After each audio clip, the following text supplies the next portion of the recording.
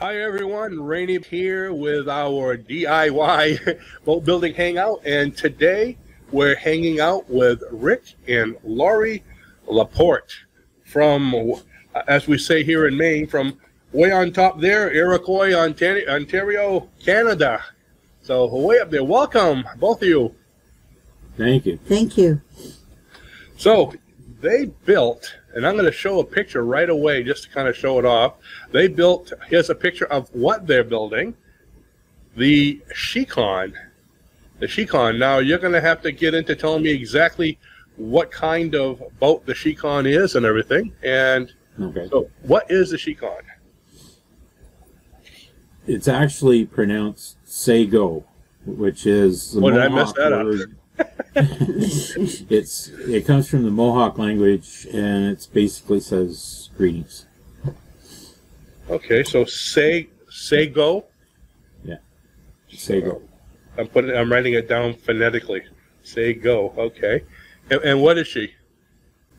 The design is called the TW28, and it was designed by a gentleman by the name of Jacques Mertens, and he had a business in Vero Beach, Florida called Bateau.com, and he designs, or did design, he's passed away about a year ago, designed boats for amateur boat builders, and they're all stitch and glue, construction method, marine plywood, basic fiberglass. You can buy the plans, download them, you get the metric or standard, and they cover everything from little 8-foot nutshell prams, they're called, to I think their largest one now is like a 34-foot dead rise offshore fishing style boat. And our design was originally 28 feet, and it's now 31.5 feet.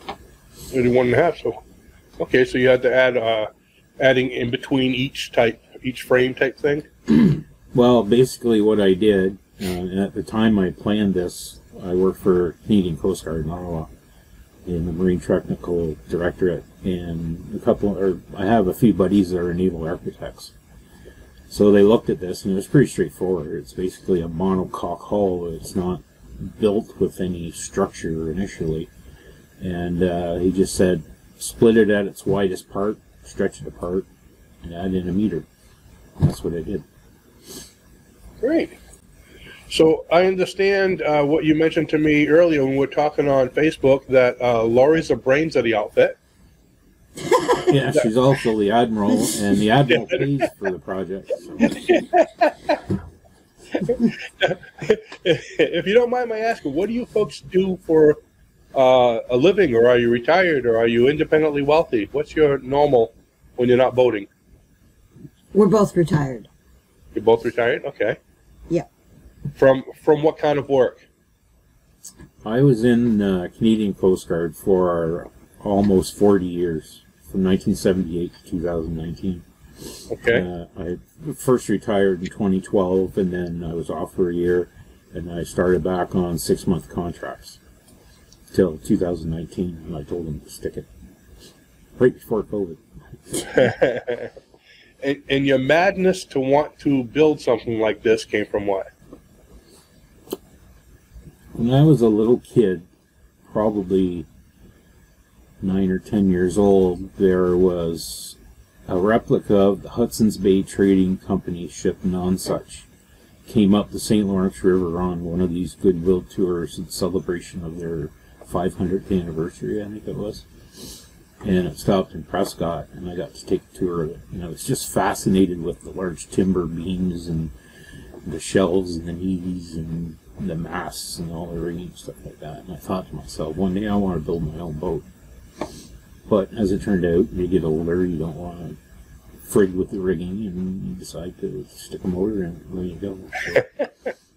So it wasn't until I think we started around 2008 planning and buying stuff for the boat. And you may remember back 2008 in the U.S., the economy wasn't in very good shape. And there were a lot of chandleries and boat builders who were liquidating their surplus stocks on eBay.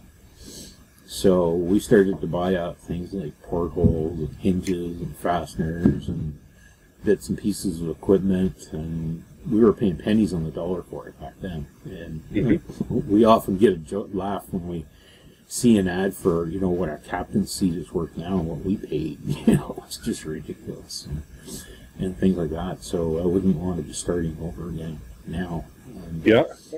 And then I think it was April 2012 we cut out the first part out of the kit. The boat came as a kit. Yeah, I noticed, actually, as I was going through the pictures, I just noticed that it was a kit. I didn't realize until I saw the oh, what do they call that? The machine there. Not the scarfing machine. CNC cuts. Yeah. Well, let's go ahead. And there's kind of a story behind that, too.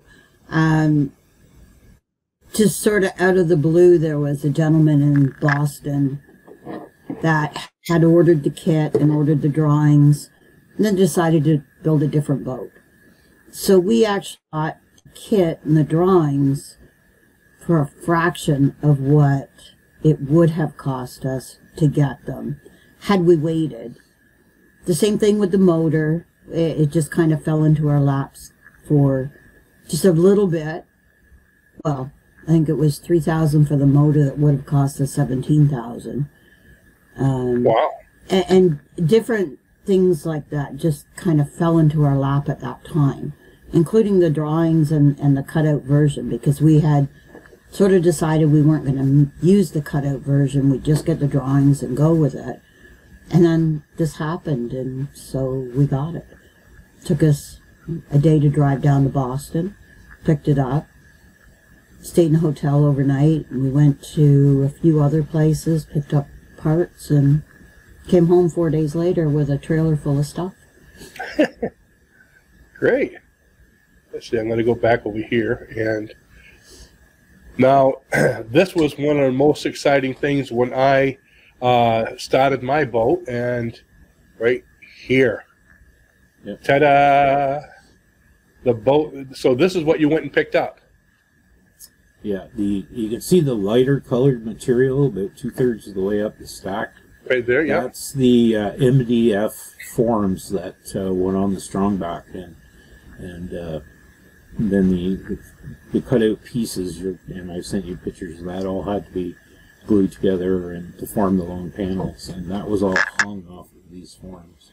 So the cutouts, those. Let me see. I think I have them not here, but right. Wait a minute. There. Okay. Yeah. So actually, I had one of these.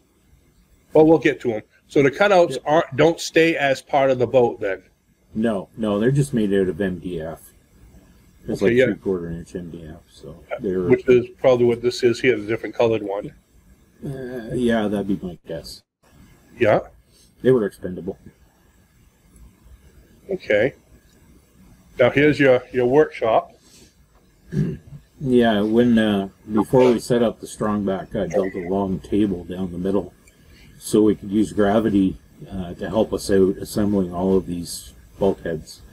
And that one that's in the very front of that picture is the largest one.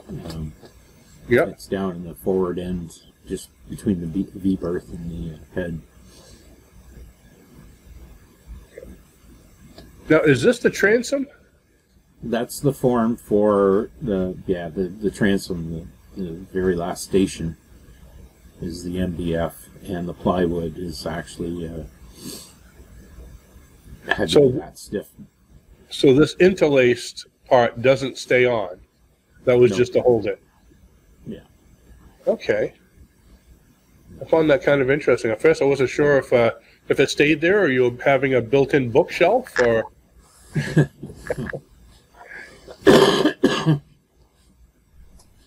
So is this all plywood then? The whole? I think that's all MDF. All MDF, so you're building on it then? Yeah. Okay. Good. And there we're seeing more of the strong back. That's the strong back with the upright set up and the frames being put into place. Well, that was a long time ago. Yeah. Yeah, that's the picture I was trying to find. Yeah, that's looking from the inside. Yeah. I heard Laurie say that was a long time ago, taking you back in time. I mean, when I was looking, when you've been going at this as long as I have, and I mean it's been 12 full years, you look back at this and you don't remember doing it. It just fades in your memory. Once you get past that step and on to the next thing, that's gone. You just right. your mind and move on, right? So you have to look at these every once in a while to remember what it was you went through to get that far. Huh. Yeah. Now, I took a picture of this because this brought back memories too. Is this a Stimson? It is a Stimson bow shed, yeah. Okay. I don't know if you had seen my site. I had experience with trying to put one of these up myself. I saw that. And then you had to cut it in half. yeah, okay, that's what I mean. It was an experience. Now, obviously, this is your own place, but I'm renting, and not thinking anything of it. I bought the shed. I decided to build an 18-footer. So I built my jig. I got all these things put together. I got it put up and everything. You know, well, actually, I had 6 frames, and the beam across put up was a neighborhood project. And then I started doing some research because my mom, who owns a place not too far from here, she goes, I have a little shed that I put up in the backyard, and I didn't get a hold of zoning. And one day I got this bill that was like $500 more. They don't even confront you. They just put it in the bill for your taxes. We're losing you. Oh, can you still hear me? Whoops. Technical issues. Yeah, I noticed it's been phasing in and out. How about now? Can you hear me now? There it was, gone. Can you hear me? 1, 2, 3. 1, 2, 3. Hello? Did you get a power off message? Hello? Can you hear me? I can't hear anything anymore. There we go. I got it. Yeah, I can hear you. You can hear me now? Okay. There's music playing somewhere. The nice thing about it is I can just cut it out. It's actually shifted out a couple times here and there for a few seconds. So anyways, because of zoning, and I wouldn't have gotten the bill, my landlord would have. And then I found out it could only be so far from the street and so far to the neighbor's property. And I was actually on the neighbor's property because they were allowing me to. I decided I would take it down so we wouldn't have the trouble. And I had all these bows, so I just made that a roof. So it was like a long thing instead. And with as slack a winter we had, I see we didn't even need it.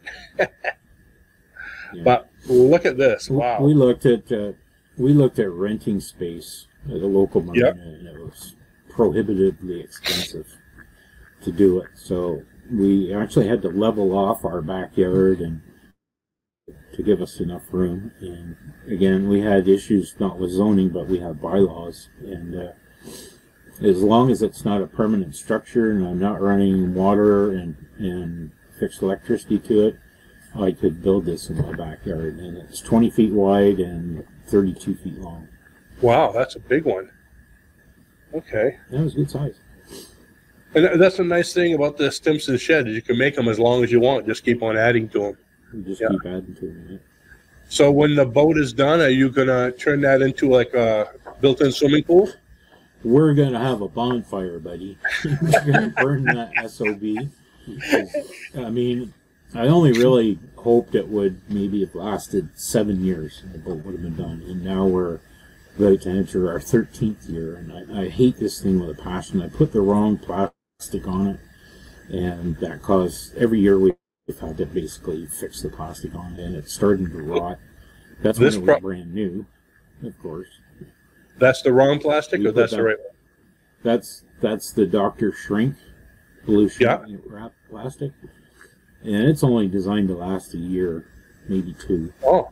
And after the second year, we had some major blowouts when it got really cold, and the plastic just shrunk to the point where it snapped, And now there's greenhouse plastic on the side that you can see there, and some greenhouse plastic on the other side. And it lasts a little better, but it still all has issues.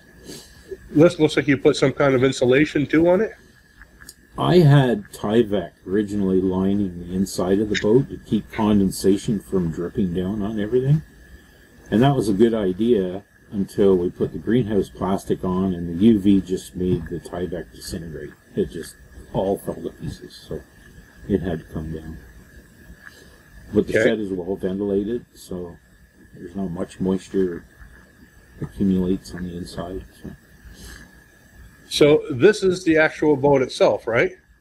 Yeah, that's upside down. That's probably 2 years into the build. The entire hull, bottom and keel have been fiberglassed, and I'm in the fairing process. If you look on the left-hand aft quarter, you can see the torture boards, the sanders. Yeah. Those are called flexi-cats, and they're the long ones, 2.5 inches wide, and 28 inches long, and the other one's 4 inches wide and 16 inches, and they're great sanders. If you're trying to get a hull fair, I spent one whole summer sanding that SOB to get it fair. So those work pretty well? I've never used one. Yeah, they do. Yeah, there's technique involved, and it's not exactly easy to do, but eventually, you know, after a couple of weeks, your body adjusts and you get stronger in the upper body, and it works pretty well. But I've used all manner of sanders. I've tried everything. Now that the keel is pretty tall. Is this where? Because you have an inboard, right? Yeah. So is the prop going to come out of here, or? Yeah, you'll see that in pictures later. That was done later on. Okay. It's one of the design features of that particular boat. It's got a pure displacement hull, like a sailboat. Yeah. So it's not going to get up on plane no matter how much horsepower you put into it. It's going to do probably 6.8 to 7 knots full out. Okay. That's the foredeck. Yes, and that's already starting to be fiberglass there. Yeah, Lori and I did that last summer. So I'm moving way ahead. Yeah. Okay, this is going back. This is the side panels that were assembled. There was 3 sheets of 4x8 plywood were all butt jointed together in fiberglass, taped on both sides. So this is the actual. This is the actual wood that stays on the boat. Yeah, that one there was almost 35 feet long when it was finished. And these grooves are so it'll bend and mold with the shape? Yeah, they're called kerfs, and they were cut in by the CNC, and it allows the plywood to deform at the bow where it's got a complex curve. It's bending horizontally and vertically all at the same time. So I think I included pictures. Well, I showed you how much tension there was on these pieces when they were being put together. And okay, we had a problem with the kit in that they cut both sides identical instead of mirror images of each other. So we had kerfs on the inside on one panel and kerfs on the outside on the other panel. Oh, and then you have to fill it all in a lot more, huh?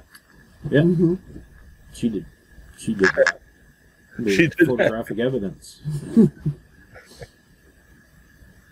Yep. There you go. Okay, yeah, that's why you don't see it on this side. So were these supposed to be on the inside or outside? They were supposed to be on the inside. Inside. And then you fill it all in with fiberglass type idea? Wood flour and epoxy. So yeah, we use poo on that. We call it poo.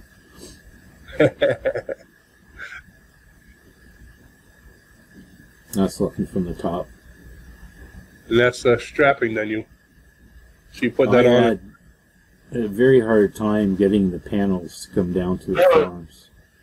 So there were multitude of ratchet straps, and those are 27,000-pound ratchet straps to try and pull it down onto the forms. And I actually had to put 2 eye bolts in the bow and use the come-alongs on the inside to pull the sides down into position. And then once it's all fiberglass, they're fixed.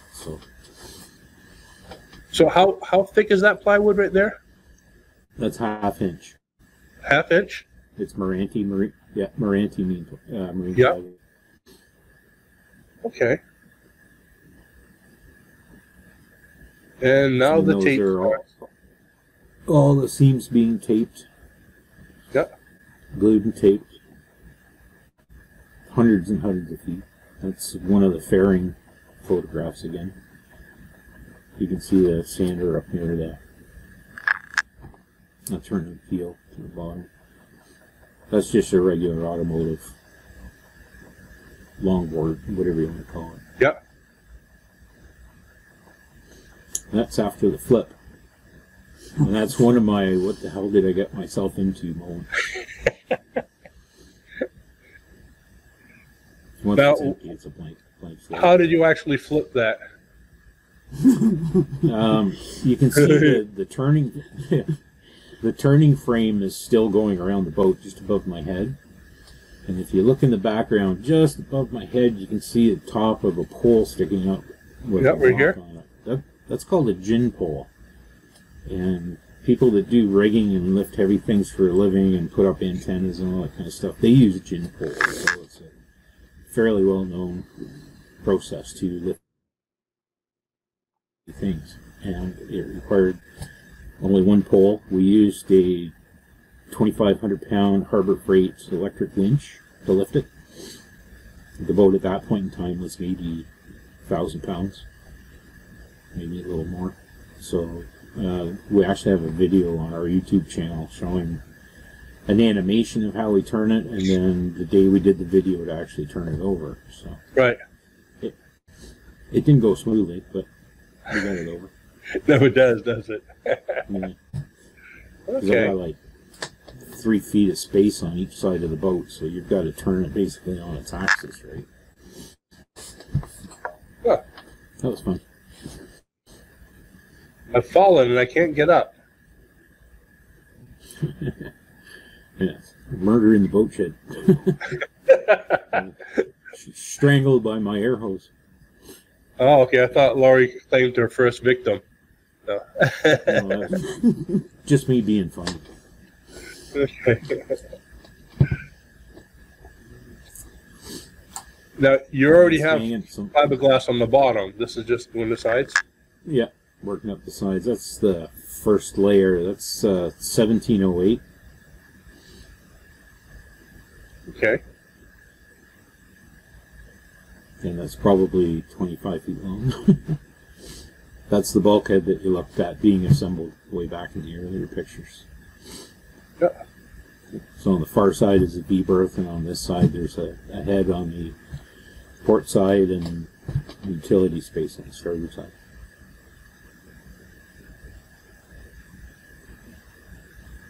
There's the boss at work. Yeah.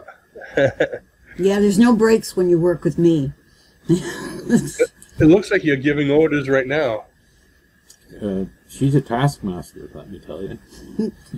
Little to the left, little to the right. She was wetting out the tape inside, mixing the epoxy, and I'm trying to get it stuck on the boat and roll all the bubbles out of it and all that stuff. And I don't even get a break because she's right there ready with the next one. It was like non-stop. Boom, boom, boom. What do you mean you need a drink? No. How many years has it been? She wants to go out in the boat. Come on now. Yeah, I know. She's pushing you. That's my fault. Uh, And we did the Oh, yes. the 4 cabin top last summer. okay. That was a fairly large chunk of fiberglass too. Big rollers made it very easy, though. Let's see. It's framing up the main cabin top and the hard top over the cockpit. It's 18.5 feet long. So this, the inside covering, is that also plywood or is that? No, that was actually a tongue and groove pine from Lowe's, and it was garbage, so I ripped it all out and threw it away. Okay. I couldn't get it to work. So, I mean, every job is an opportunity to learn, so I learned I'm not going to use cheap Exactly, material yeah. anymore. So. Let's see. Ah, the fun begins. That's our AC/DC electrical panel, and I designed and built that 10 years ago as a winter project. Yeah. And the panel itself was cut by a company called Front Panel Express. And they give you the design tools, which also generates the quote, and you can send it to them electronically. And they will CNC cut the plate and do all the engraving and send it back to you. Great. And then the confusing part. Yeah, just got started on that. So. Are you doing all your own electrical? Yeah, I have to. Can't afford to pay anybody to do it. So. But I mean, I started to design the electrical system 15 years ago when I worked with guys who were marine electrical engineers. And we have the design all drawn up in big format, stuff like that. But back then, you know, lithium-ion batteries weren't even a thing. You know, you couldn't get a combined inverter charger back then. So that design quickly became obsolete. And I have a design now. It's in my head. It's sitting in a bunch of boxes in the living room and in the basement. Yeah. Because we bought all the electrical equipment's been bought. Let's see what we got here. Oh, the end product. That's the flight. We call that the flight deck. It hasn't. I think it's been glassed yet. It hasn't been glassed. It's just the seams have all been taped. And the outside perimeter has been trimmed and it's been glued down. So how did you get this shape to go like this here and bow, but not all the way across? There's a long story behind that. All right. The kit came with panels pre-cut for the 28-foot boat, and that we call that the eyebrow, right, the very leading edge of it. And in our ignorance at the time, we assembled the panel and put the extra 8 feet into it that we wanted, because we wanted a hardtop over the cockpit plus the extension, and we assembled it, and then we thought, where the hell are we going to put it? It's freaking huge. It's 18.5 feet long, 8 feet wide. We ended up tacking it on to the outside of the shed and covering it with a tarp. Well, over the course of 7 or 8 years, the weather got to it, it rotted and delaminated and all that stuff, so the only thing I salvaged was the eyebrow, and I used that as a template. Did you get that? I told you it was a long story. Yeah. Oh, you kind of cut out a little bit during it. And these holes are just what, ventilation or? No, they're for the windshield wipers.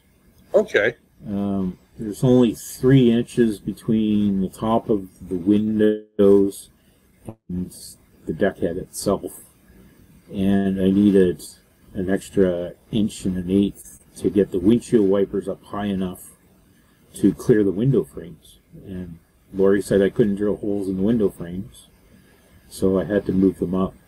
So what I've done is I created 2 cones made out of plywood and epoxy, and they will go over those holes so the motors can come up from underneath and just poke out. And there's a little video on our YouTube channel that shows exactly what the issue is. And those little pylon things that stick up will have searchlights on either side. We'll sit on top of those. Great. I had to build anyway. So. The ingenuity we come up with, huh? I probably would have been dead meat had I drilled holes in her windows, because we sold her a car to pay for the windows. Ooh. Now it's coming clearer. Is this part of her car as well? No. I bought that off of eBay. That had to be 2008. Yeah, I think so. And it came out, it's a Yanmar 4JHTE circa 1989. It's only got 300 hours on it. It was in a racing yacht. So it was only ever used for docking and undocking the racing yacht. So it came up on eBay, and I've been looking for a long time. I knew I couldn't afford a new one.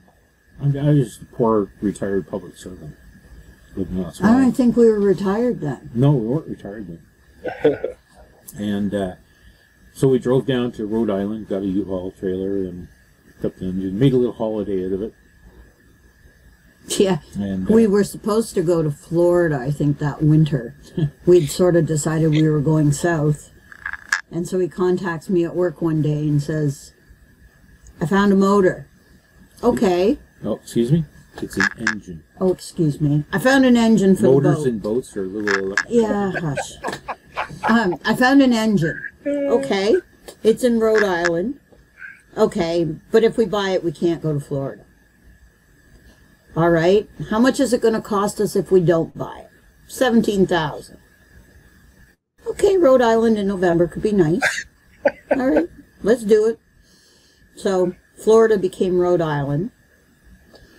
And, yeah, it was a fun little trip. And we have an engine. And we have an engine. Yeah, it sat in our garden shed for 7 years before I pulled it out. And I took it to be serviced because it was sitting. And there was an issue with the injection pump, and it ran away on the technician and had a hard time getting it stopped. So I brought it back from them because they were just incompetent. The kind of diesel engine technician doesn't know how to stop a runaway four-cylinder diesel. Anyways, so I had to diagnose. The fuel injection pump had to be rebuilt. That cost us more than the engine. Yeah. Wow. So we're almost $8 grand into this engine. But it's not 17. No. Lily and Mars will go forever. Outlast the boat. Outlast me, that's for sure. Let's see what we get now. What is this? This is called a Python drive, and it's a combination of a thrust bearing and CV joints attached to a small shaft. So the connection between your engine and your propeller shaft goes through two flexible joints, CV joints, just like in a car, right? So you can have up to 8 degrees of deflection either way when you're aligning your engine, and they actually recommend that you have at least 2 degrees on each end of the shaft. And you can just bolt your engine down. You don't have to worry about aligning it with feeler gauges and jacking up motor mounts and stuff like that. Sorry, engine mounts. And it just goes together slick as crap. And your propeller shaft comes in from the top the image is and locks into place inside the large collar. And there's about 8 bolts inside. Grab a hold of your shaft and lock it into place. And it's a really sweet setup. I think there's a picture of the whole system assembled somewhere in there. It probably was. I was just, when I saw this, I said, huh. Not sure what it was. You'll see other types of drives like that, evolution shaft drives and things like that. Yeah. They're all the same concept. And here you are dropping it in. Yeah. Put it in myself. I had put an I-beam up across the shed with on a trolley with just a chain block. And I just, one day I walked out and I said, what am I going to do today? I'm going to put the friggin' motor in the boat. Sorry, engine. Gee. I put the engine in the boat and rolled it out of the shed, rolled it into the boat shed, hooked it up, and within 5 minutes it was in the boat.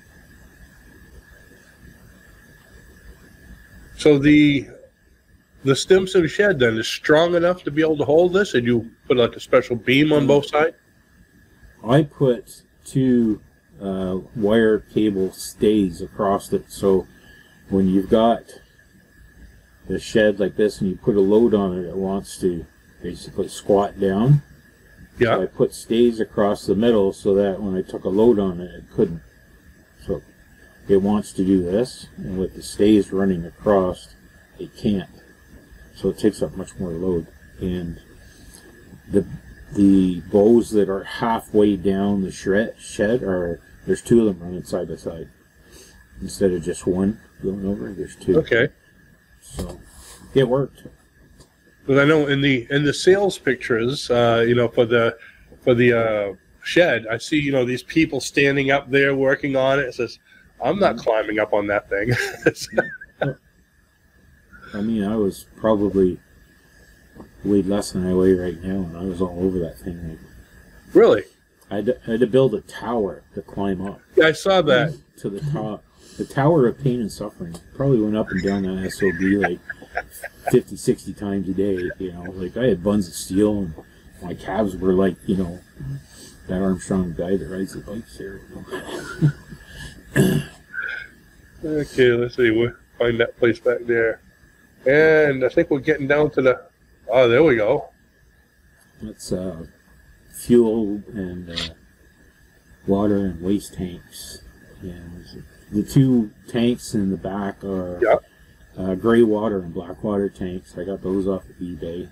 And the ones in the front, I think, are the freshwater tanks. And we got those from Eastern Marine in Delaware.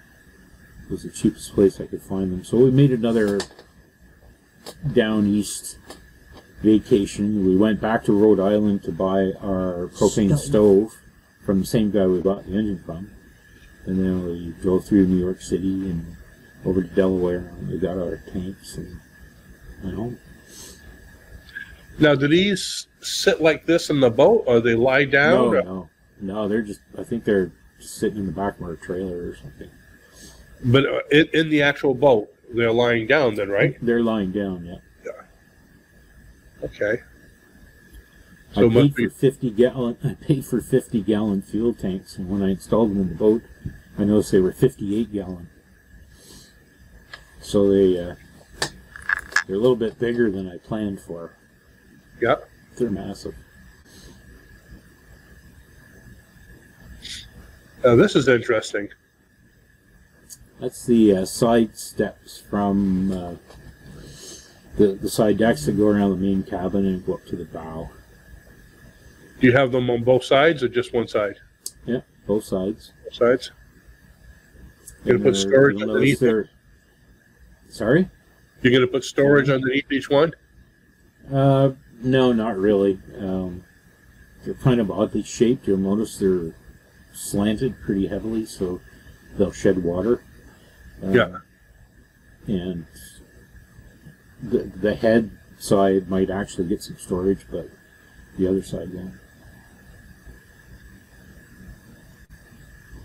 And there we go. Hey. Let's see.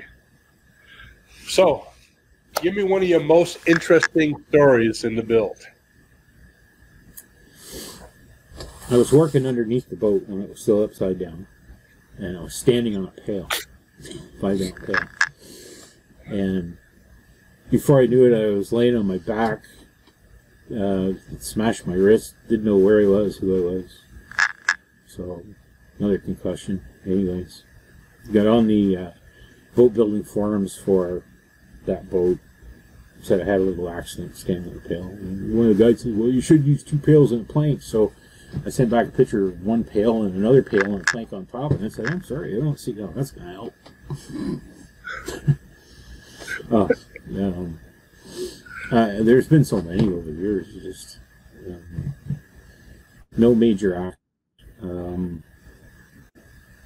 When I was working, even under contract, we lost a lot of time. This work cuts into your building time, and I had a lot of weight on at the time, and I'm a type 2 diabetic, so I have other issues with neuropathy and stuff like that, and that set us back. I fell down the stairs and broke my right knee. That cost a season? That cost us a season, so we try and forget all that. But 2 years ago, we decided the weight had to come off, and we did it together, and between the two of us, we lost over 200 pounds. Wow. So congratulations. That helped a lot, and that showed off in how much productivity we had last year, so getting stuff done. Great. So that's pretty much our story. So, tips, if there's something you could have done differently to save you a lot of time? I would have bought a boat. Is there really any shortcuts? I don't think so. There's no... It's... Part of it is the journey, you know. There's a lot of a lot of grunt work, but there's a lot of satisfaction in building your own boat. And you know what I'm talking about, and there are hundreds and hundreds and hundreds of people all around the world doing it. And we talk to some of our boat building friends, and you pay every day, and we're all exchanging the same horror stories. But there's also the same fascination and the same rewards for getting things done, getting them done right. You know, me, I have to do things 3 or 4 times before I get it right, which usually involves a lot of sanding away my sins. But anyways, in the end, I do it. Every job is an opportunity to learn. So. Yeah. So you've learned. Oops, I would say you've learned the value to measure twice. Go ahead, Laurie. Oh, yeah. The first several years are a little bit frustrating because you glass, you tape, you sand. You glass, you tape, you sand.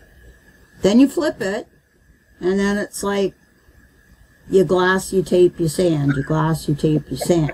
And then you ferret. And then you ferret, and then ferret again, and then you've still got just the hull of the boat. Now you got an engine. I look at those pictures with the engine and I think, well, we got the soul on it now. You can't see the engine. But I remember all those times stepping over the engine and staying on the beams. And then when you get the soul on, and then you get the cabin on, it's like, oh my God, this is a boat. Because you don't see that kind of structure for what, the first 10 years. If we're into 12 years, we really didn't have that structure for the first 10 years. And then all of a sudden it's like, holy crap, we got a boat. and now it looks like a boat. Okay, the innards are kind of empty, but it looks like a boat now. But it took us 10 years to get there. And it's a long process, and I can see why people quit. Because after you glass and sand and fair and repeat, you know, you can only do that for so long before you start losing your mind. And he called it sand sanity, but it was crazy because you go out and it's like, hell, it looks the same as it did 2 months ago. And it's not that he hasn't been working on it. It's because it's the same process over and over and over again. And then when you get the sole on and you get the sides on and you get the roof on, it's like, holy crap. And we got windows. Yay. But we still have, he's hoping to get the lion's share of it done this year. We've been blessed with a bad or good winter in that he's been able to work in February, which is a first. Plus it's closed in. That makes it easier. But normally we would sometimes be into May before we get to start working on the boat. The fact that we're able to do stuff in February is good. Exactly. It extends it, and maybe we will hit all of our goals this year, which it's a pretty big list, so we'll see. Yeah, I can imagine. It's the push to the finish is hard, because where you were doing macro projects before, and now you're doing micro projects, and you're doing hundreds and hundreds of them. And they're all interdependent on each other, and you really run the risk of painting yourself into a corner with a brush in your hand, and especially with wiring and plumbing and electrical equipment and fans and pumps and through holes, and you really have to have it sort of all mapped out in your mind, because the plans that we got did not cover any of that. There's a very rudimentary assembly schedule. Right. That's it. The finer details are left up to you, because you can build this boat with like what's called a workboat finish. No interior lining, nothing fancy, hardwood bench, cable steering, something like that. You do it. I think the cheapest one that's been built was like $26,000. And ours, we want more of a yacht finish. We want air conditioning, we want heating, we want long-range cruising ability. We need a big fridge, and we need a big battery bank, solar panels, and all that kind of crap. And So I'm not going to tell you how much I'm investing in ours. I don't really know, and I don't tell her either how much I spend. Yeah, there's a spreadsheet. So when we do it out of pocket, so Right.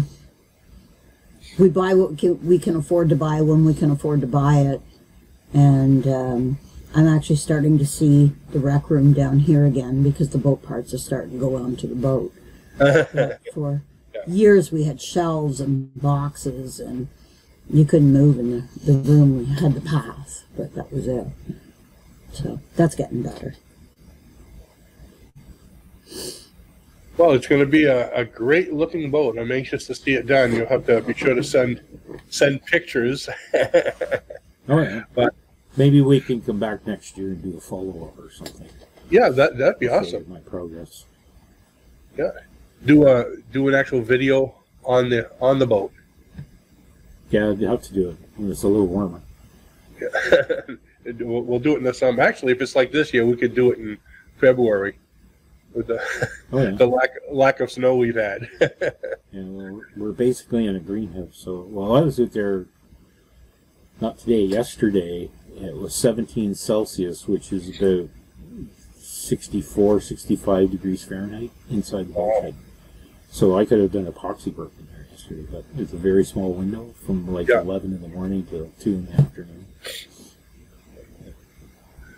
Well, hey, I appreciate having you both here, and the great work you're doing. I'm sure it's going to be an inspiration to quite a few people. And what we have is in the bottom of the video, below the video for everyone, we're going to have your contact information.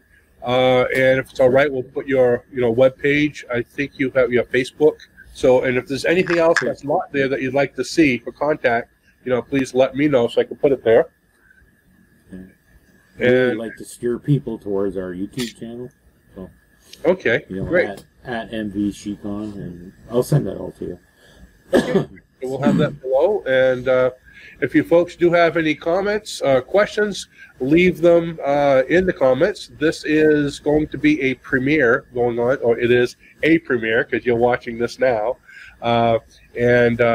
Being a premiere, that means I'll be watching, and if you folks are available at the same time, you can answer questions typing if you like. And either live or later on when you come on. So with that, let's see, as I'm talking, I'm trying to find the buttons to sign off at the same time. There it is. With that, I want to thank you both for coming. I really appreciate it. And good luck with the build. Thanks for having us. Thank you. Bye-bye now.